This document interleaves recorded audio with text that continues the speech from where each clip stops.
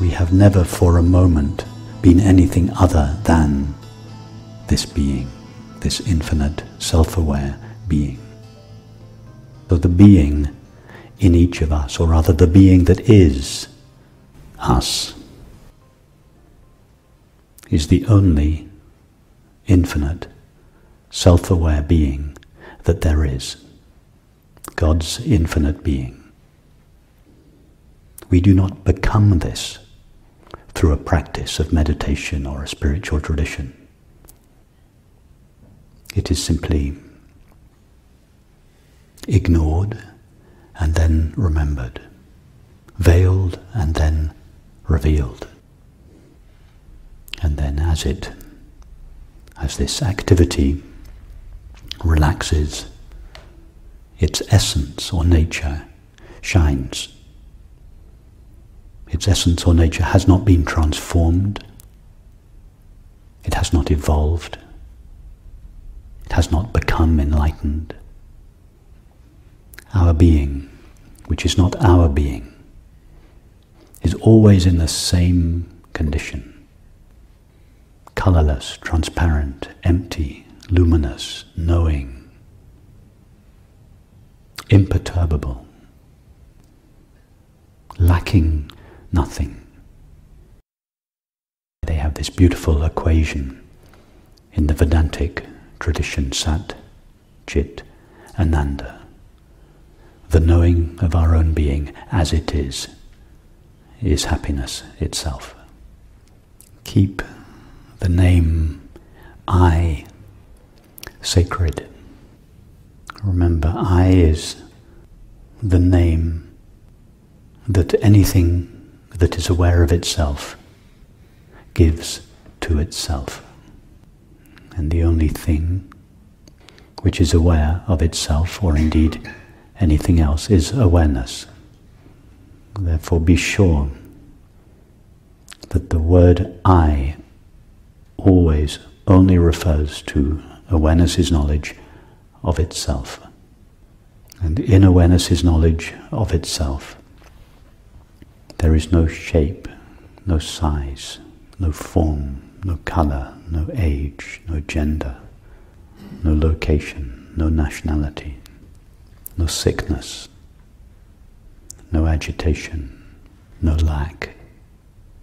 The name I is the highest mantra.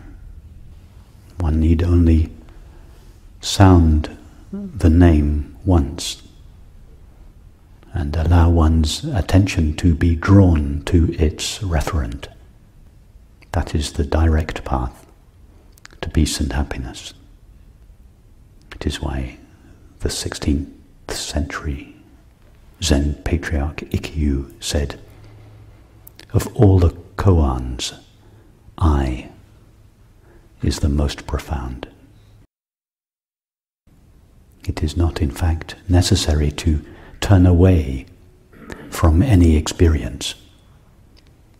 Simply don't allow I to be sullied by experience.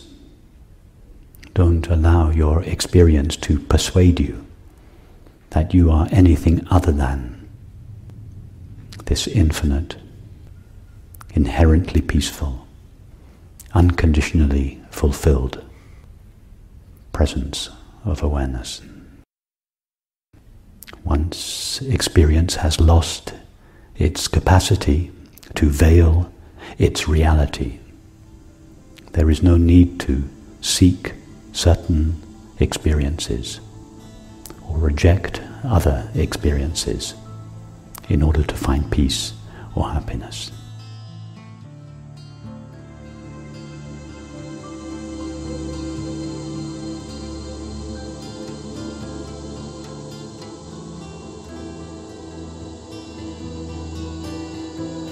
I had this experience that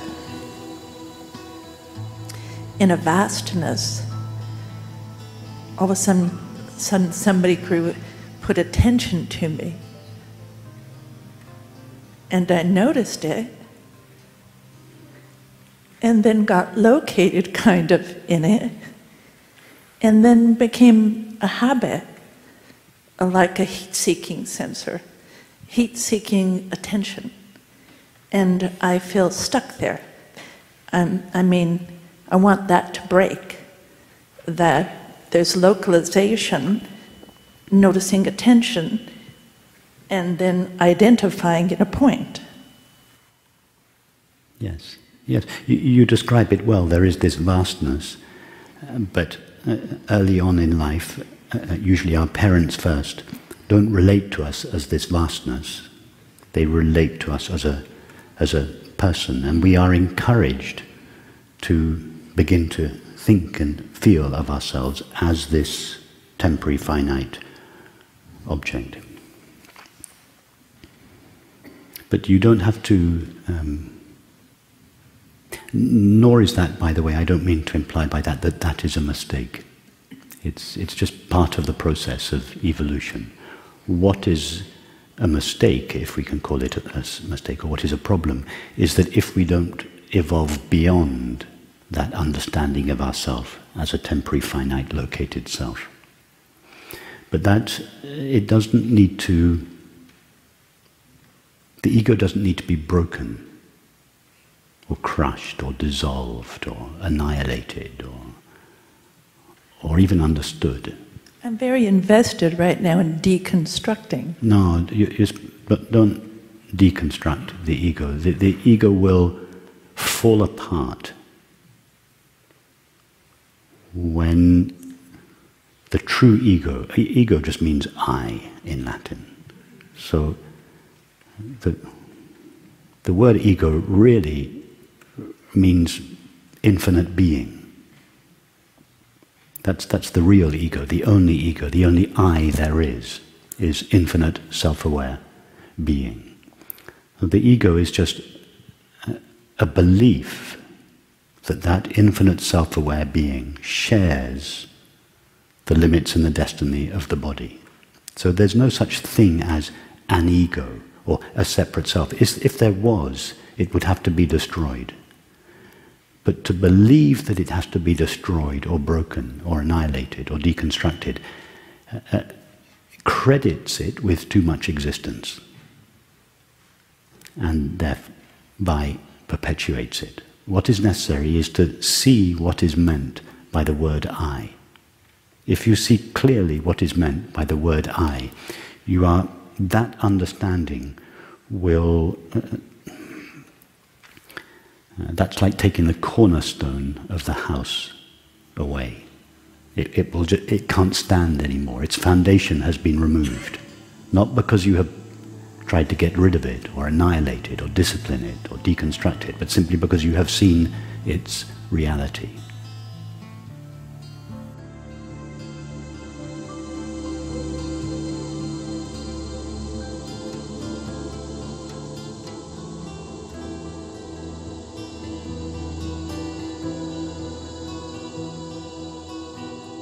Six months ago, I had never heard the word Advaita, and I was kind of smacked on the head by some intense suffering and personal loss, and was quite disoriented for some time.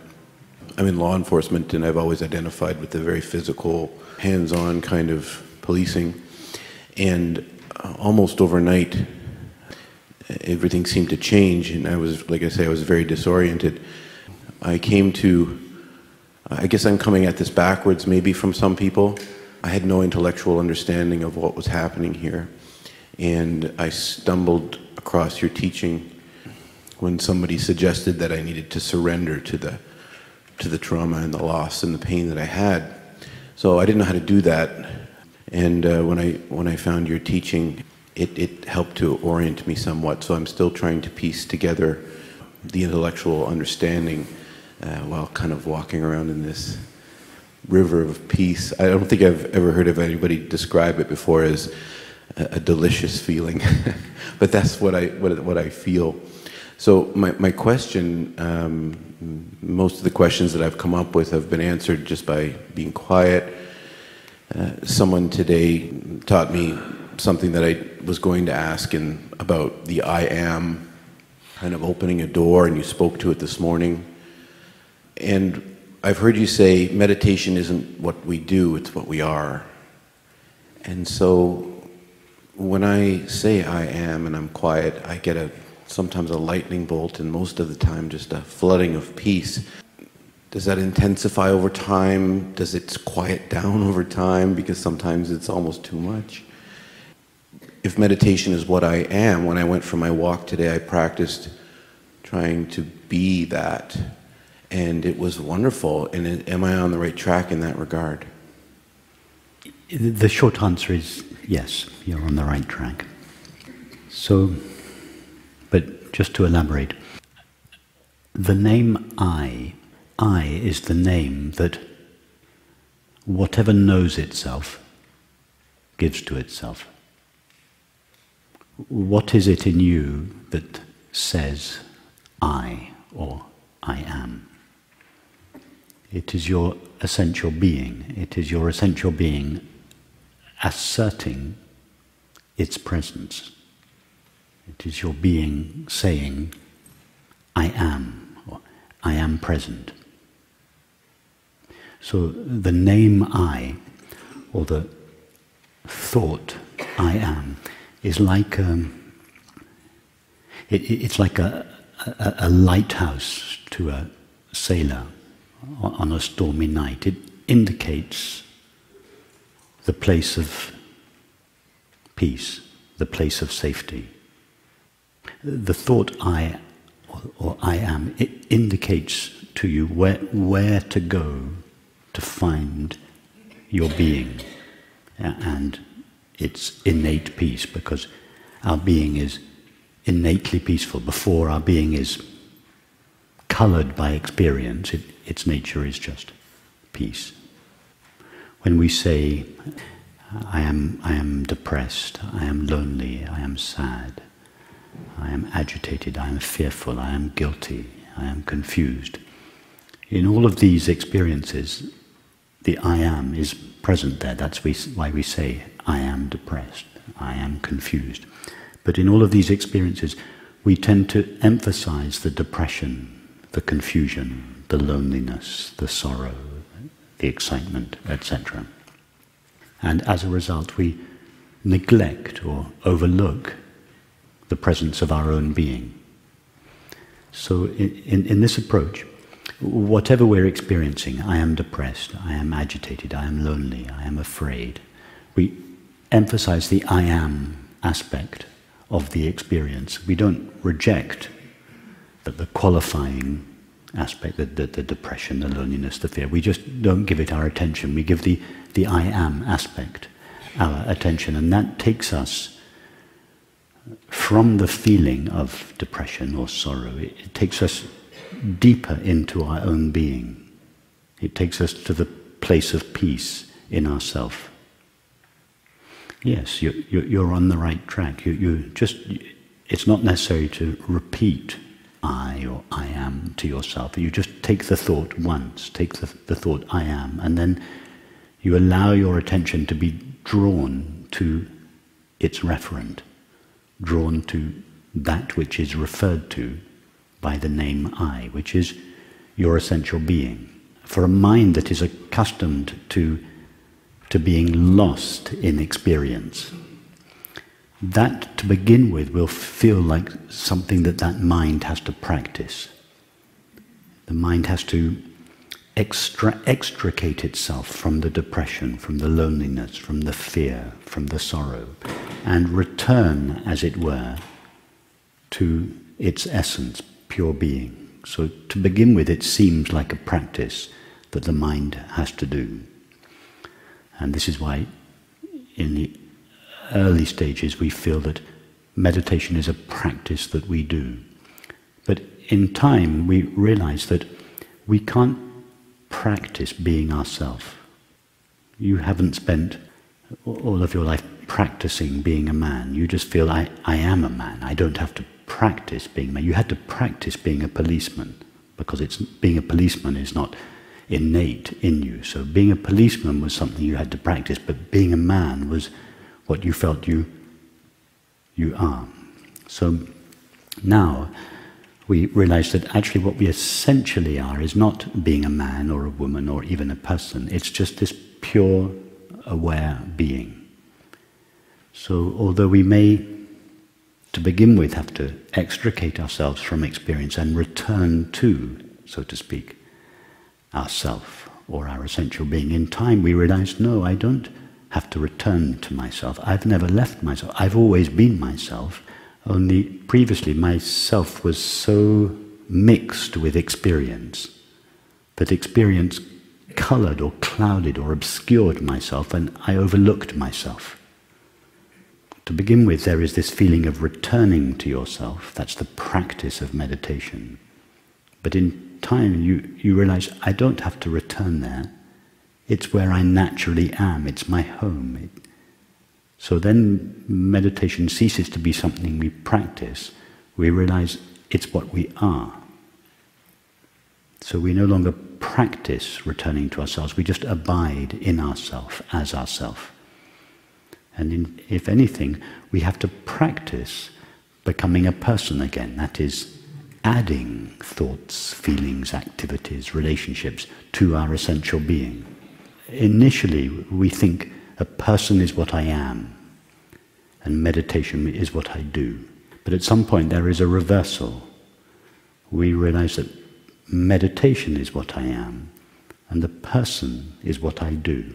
In other words, the person is an activity of thinking and perceiving that is added to me. It is my activity, but not myself. It is, as I said this morning, being personing, or existence personing. The person, this collection of thinking, feeling, sensing and perceiving, is the activity of our essential being. It's fine if you feel at some point that you're lost in experience, in suffering or excitement or whatever. It's fine then to trace your way back to yourself, and if that feels like something you have to do, then it's fine, do it. If it feels to begin with it's something you have to make an effort to do, then make the effort. Later it will come clear to you that being yourself is actually the only thing in life that requires no effort at all. Everything else, apart from being yourself, requires effort.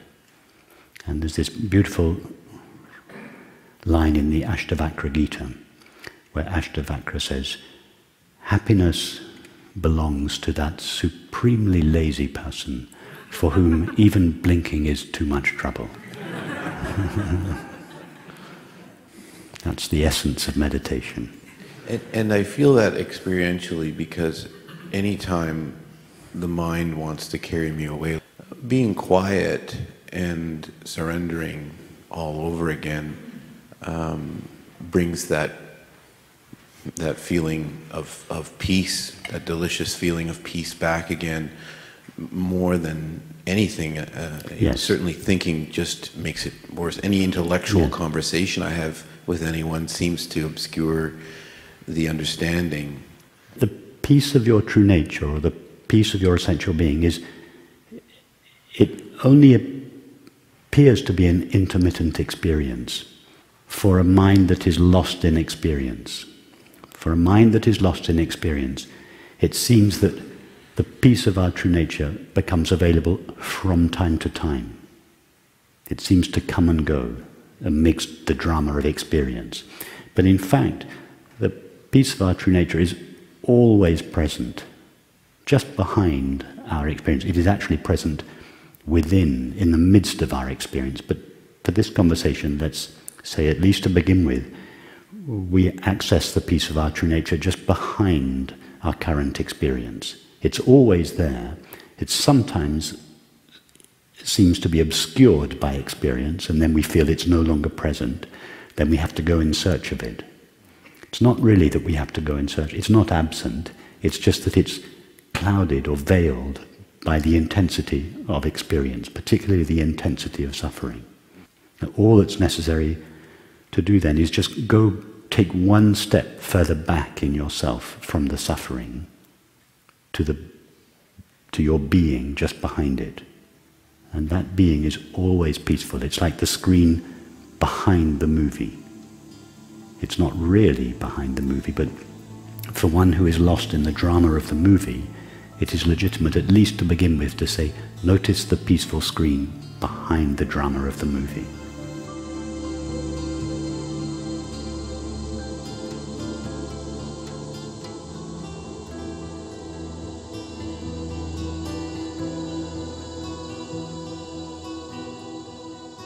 Has this, what we were talking about, has it brought you peace and happiness? Are you asking me? Yes. The answer is yes. In my life, when I go through a difficult moment, it's really difficult for me to start asking these kind of questions. Why is it difficult for you to ask these questions when life gets difficult? My first teacher, Shantananda Saraswati, used to tell the story of a woman called Kunti, who prayed for adversity. She prayed to God for adversity and said to him, the reason I pray for adversity is that it is only in adversity that I remember you. Why do difficulties in your life make it impossible for you to ask these questions? Turn it around. Use the difficulties in your life to bring these questions into focus. The reason there are difficulties in your life is because you have ignored the experience of being aware. Use your suffering to encourage you to deeply investigate where happiness lies. Be thankful for the suffering because it intensifies your investigation. When you say, I am suffering, instead of trying to relieve that suffering through the acquisition of objects, substances, activities, states of mind, and relationships, investigate this self, the I that is suffering. What is it in my experience that is truly worthy of the name I? What has remained with me throughout all circumstances, in all situations, at all times? Only that is worthy of the name I. What is that? And is that one suffering? Awareness is like the space of this room. It cannot be harmed by experience. At any moment of experience, if you ask yourself, can what I essentially am, or is what I essentially am harmed or hurt or stained by the current experience? The answer is always no. The current experience flows through you and it leaves you in the same pristine condition, you awareness. See that. See it clearly, understand it, feel it, and then you never have to defend yourself. You don't have to lock yourself up into an ivory tower, witnessing presence of consciousness over in the background of experience somewhere. You can go out into experience. You can have a job, you can have a family. You can go anywhere that your character takes you in life, because you know that what you essentially are is intimately one with all experience, and yet absolutely free of it. You're safe everywhere.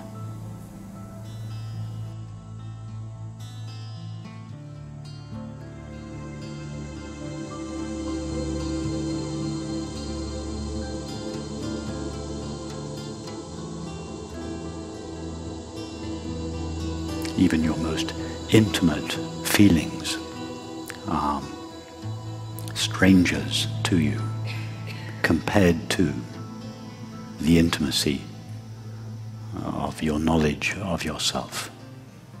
Yourself is closer to you than even your most intimate thoughts and feelings. It is ourself. If we feel that ourself is not clearly known as it essentially is, It is not, in fact, because we do not know ourselves, but rather because we have overlooked ourselves or forgotten ourselves in favor of objective experience. We have become so accustomed to giving our love and attention to the content of our experience that we have simply overlooked or forgotten that which is closest to us, that which is most well known to us.